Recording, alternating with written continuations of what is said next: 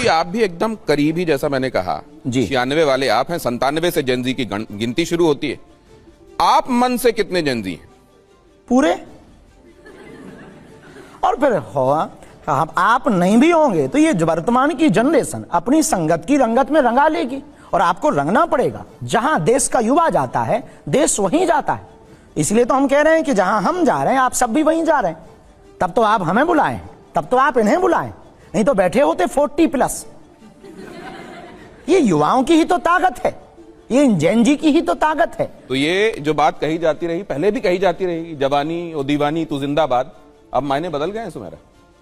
पंडित जी ने बिल्कुल शुरुआत में जब स्माइली का उदाहरण देकर बात की शुरुआत की तो संकेत तो दे दिया कि बहुत कुछ समझते हैं। जेनजी के भले ही बॉर्डर लाइन पर हों लेकिन जेनजी जैसे ही हैं।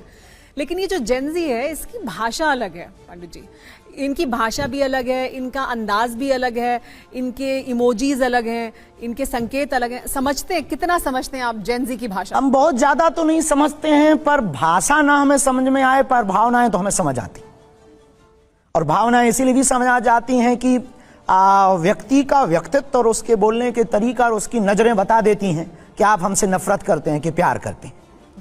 तो जैन जी की हम भाषाओं को, बहुत भाषाओं को नहीं समझते, उनकी बहुत से नए वर्ड हैं, समझने की कोशिश करते हैं। इसका मतलब ये नहीं कि समझते नहीं हैं तो हम उसकी कद्र ना करें। ये एक अलग डिक्शनरी बनने लगी है। अब जैसे यहाँ जेनजी को प्रगति रिप्रेजेंट कर रही हैं, वो इस डिक्शनरी से कुछ शब्द मेरे ख्याल से जानती भी होंगी। बिल्कुल, अभी आपने शब्दों का जिक्र किया और मैं यही पूछने वाली हूँ। आप जानते हैं डिलुलू क्या होता है, सुलुलू क्या होता है, क्लॉकेट क्या होता है, या फिर ये क्या होता है? आप समझते हैं? ये नहीं, पूरा दिस इज कोरियन हार्ट। ये कोरियन हार्ट है, आप जानते हैं? ये समझते हैं। हाँ, बस इतना। ये ऐसा चुटकी नहीं बजानी, चुटकी नहीं बजानी। क्लॉकेट, इसका मतलब होता है परफेक्ट, है ना? परफेक्ट, इतना तो समझ आता है। बहुत से ऐसे शब्द हैं, एक रिज है। ओ, आप रिज जानते हैं? बस इतना ही जानते हैं। नहीं तो वैसे कितने आप जान गए हैं अभी तक? जितने आज अभी बातें हैं।